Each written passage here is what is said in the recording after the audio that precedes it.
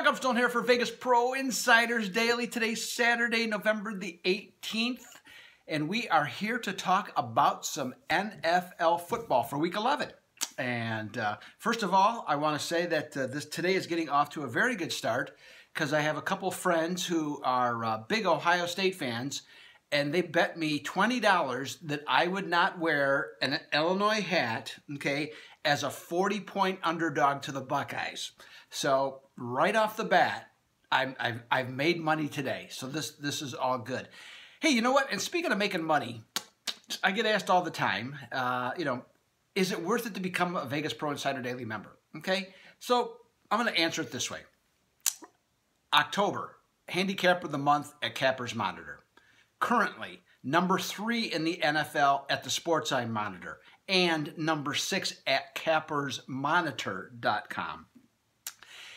Recently, 26-12 run, all sports, since November the 3rd, and at sports capping for the year 2017, I currently sit in the number 6 position. Okay, so you can digest all those numbers and you can decide yourself if $39, $99 a month is worth getting that type of action, okay, to make you more money. All right? So we'll just leave it at that. Now, hey, let's talk some NFL. We got 3 new games to talk about since Wednesday, and we'll have the free picks for those, plus the free picks for the games that we talked about on Wednesday. So let's get started.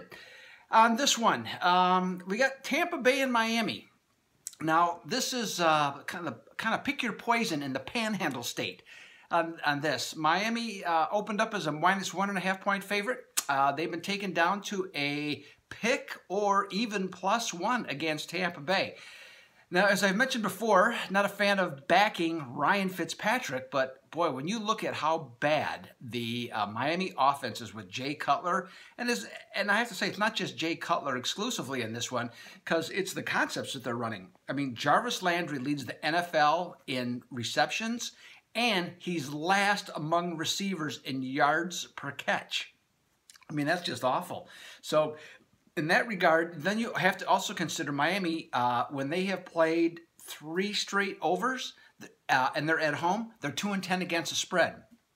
This is certainly no ringing endorsement for the Buccaneers on this one, but if I had to make a choice, and I do because I'm talking about it here, I would have a slight lean toward the Buccaneers, okay, on that one.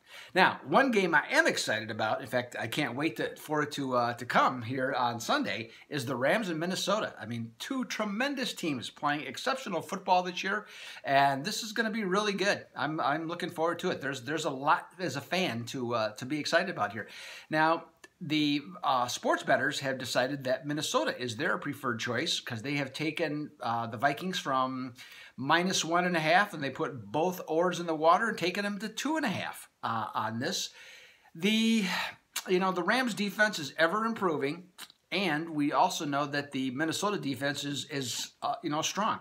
Now I'm very aware that the last 3 years Minnesota is 17-5 against the spread at home. But I'm not going to discount the fact that the Rams on the road this year, they're 5-0 straight up and 4-1 against the spread.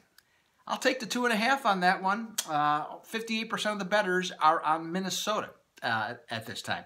The Sunday night game has also had a line move. Philadelphia and the Dallas Cowboys. Now, Philadelphia comes in off a bye. The Cowboys do not have Ezekiel Elliott, which made their offense look poor this year, last week, and then also they're missing their left tackle Smith, and I don't think he's going to play from what I've seen, anyways. I don't think he's going to play Sunday, and also add in the fact that linebacker Sean Lee is now out. That's a lot of important players for the Cowboys to begin with, and as good as Philadelphia is playing, I think you have to look at the Cowboys as not being a very good dog here, and they've gone from +3.5 up to +5. Again, not a big play. They were starting to get into some territory here I'm just not quite comfortable with a road dog. Nevertheless, to me, I don't know how you back Dallas in this one, so I think Philadelphia's the play on that. All right, now let's pick up the pace here and go over some of the games from the other day that we talked about, starting with Detroit and Chicago. Now, that total went from 41 to 44. 44 to 41, the other way. And it stayed there. Nothing has changed. The big cold front going through the Midwest today, Saturday. And I've been around the shores of Lake Michigan many, many times, both in the summer and the winter time. And that wind howls off that lake. So I think it's going to help affect the game. I think that this is still going to be an underplay on this game. Kansas City and the New York Giants. Now, I'm not saying this is Kansas City opened at 12, went down to 10.5. And I'm not saying this is the reason to solely base a play on. But it was interesting to me. I read one of the Giants' websites, and it talked about that the coaches and the players had basically a heart-to-heart break down the film session. Okay, both of them expressed their views as to what has occurred. The comments afterwards was that it was received very positively. The players said they understood now more than ever what the coaches want. I'm not saying this is why the Giants have gone down to plus 10, but I think I really liked Kansas City to begin with, but a little more trepidation about that one now. The one thing that has also changed is the total is up from 44 to 46. I'm a little more comfortable with that at this point because I think Kansas City will score on the Giants' defense, and I think and Kansas City has not been great defensively. So, overall, to me, they're both leans, but in terms of preference, I would take the over more than I would take Kansas City on that one. Next up, let's see here. What do we got? Washington. New Orleans, total. Fox at 1 o'clock Eastern. On this one, the total went from 49 to 51, and roughly 60% of the books now are up, moved another half point higher to 51.5. Wise guys are split on this one, and talking to some and checking out some other numbers, different places. Despite the lack of value, I will take the over on this. I just think there's just going to be enough points, and it might be New Orleans builds a lead against a increasingly weaker Redskins defense, but yeah, Kirk Cousins can still throw the ball. So from that standpoint, I'll take the over on that. New England and Oakland in Mexico.